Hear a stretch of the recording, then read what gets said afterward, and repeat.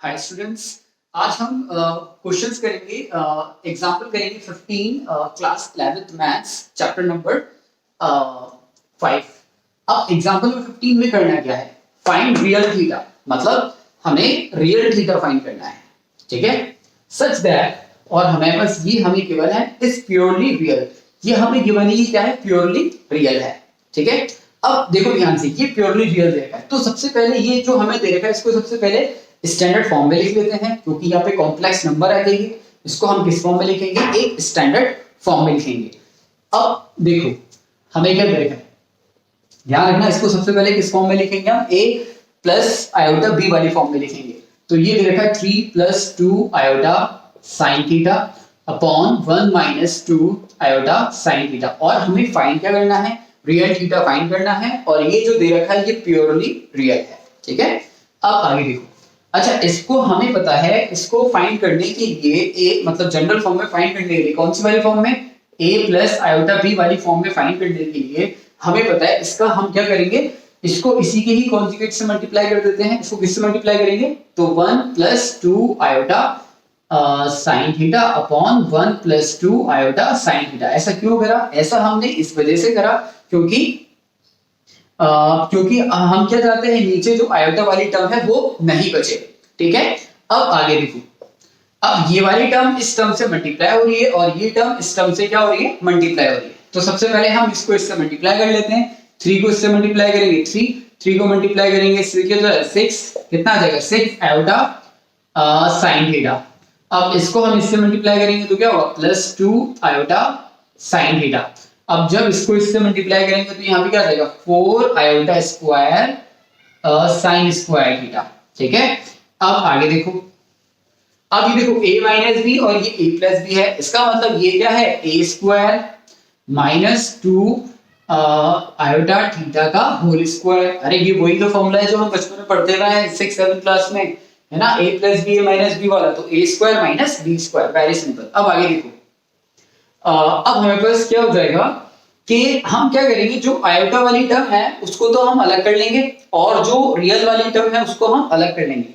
तो देखो 3 है, यहां देखो आयोटा का स्क्वायर कितना होता है, -1, तो इसका मतलब ये क्या हो जाएगा, -4 साइन स्क्वायर थीटा, ठीक है। ध्यान रखना, इसको मैं इधर लिख रहा हूं क्योंकि रियल पार्ट मैं अलग करूंगा और इमेजिनरी पार्ट हम अलग करेंगे, तो इसको मैंने बिल्कुल एक बक्से में रख दिया। अब आगे देखो, इन दोनों में कॉमन क्या है, आयोटा कॉमन है सर, अच्छा आयोटा कॉमन है तो आयोटा कॉमन ले लेते हैं, आयोटा कॉमन, 2 आयोटा कॉमन है तो 2 आयोटा ले लो कॉमन, ठीक है, कोई प्रॉब्लम नहीं है।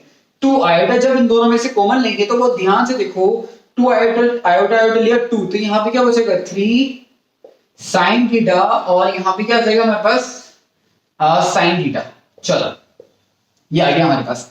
अब हम आगे बढ़ते हैं, आगे देखो, आगे हम करेंगे तो क्या हो जाएगा, 1 का स्क्वायर 1 होता है, जब हम इसका स्क्वायर करेंगे तो देखो 4 आयोटा का स्क्वायर और ये साइन स्क्वायर थीटा, ठीक है। अब यहाँ क्या है, 3 - 4 साइन स्क्वायर थीटा, ठीक है, और प्लस, अब देखो ये दोनों तो एक दूसरे से क्या हो रहे हैं, प्लस हो रहे हैं, तो यहाँ पे क्या आ जाएगा 4 साइन थीटा, 4 साइन थीटा को इंटू करेंगे 2 से तो क्या हो जाएगा 8 आयोटा साइन थीटा हो जाएगा, ठीक है, सही। अब हम आगे बढ़ते हैं, आगे हमारे पास नीचे क्या दे रखा है 1। अब देखो आयोटा का स्क्वायर क्या होता है, -1, माइनस इंटू माइनस क्या हो जाएगा, प्लस हो जाएगा, तो +4 साइन स्क्वायर थीटा, ठीक है।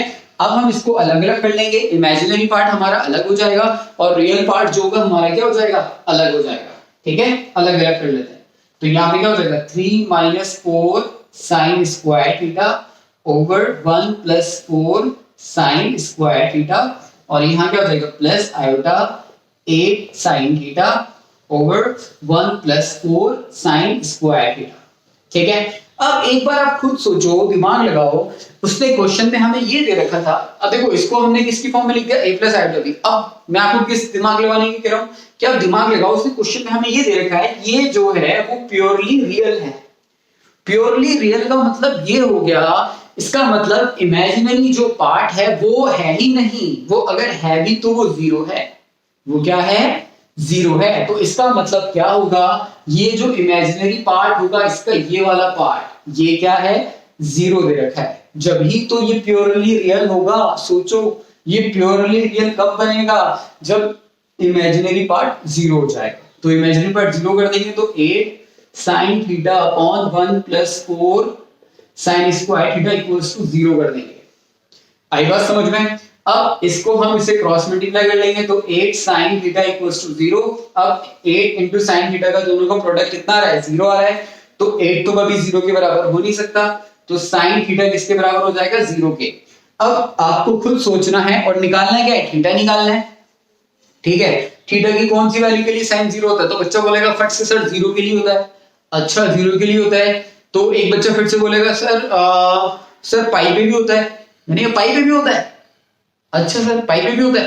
अच्छा फिर एक बच्चा बोलेगा सर 2 पाई पे भी होता है, 2 पाई पे भी होता है। फिर एक बच्चा बोलेगा 3 पाई पे भी होता है, 3 पाई पे भी होता है। तो कितने सारे सॉल्यूशन होंगे इसके इनफाइनाइट सॉल्यूशन होंगे। कितने सॉल्यूशन होंगे? इनफाइनाइट। तो उसको हम किस तरह से लिखते हैं वो देखो। जब sin थीटा 0 होता है तो सिंपल सी बात है, फंडा सीधे से याद रखो, थीटा इक्वल्स टू क्या होगा? n पाई होगा, बस खत्म बात। आई बात समझ में? और n यहाँ पे क्या है? यहाँ पे लिख दो n बिलोंग्स टू z। अच्छा सर z है इंटीजर, ठीक है। i लिख देता हूँ और i, ठीक है। अगर आपको और क्वेश्चंस में डाउट है, एग्जांपल्स में डाउट है किसी, या किसी क्वेश्चंस में डाउट है तो आप मुझे बता सकते हैं, ठीक है। Thank you.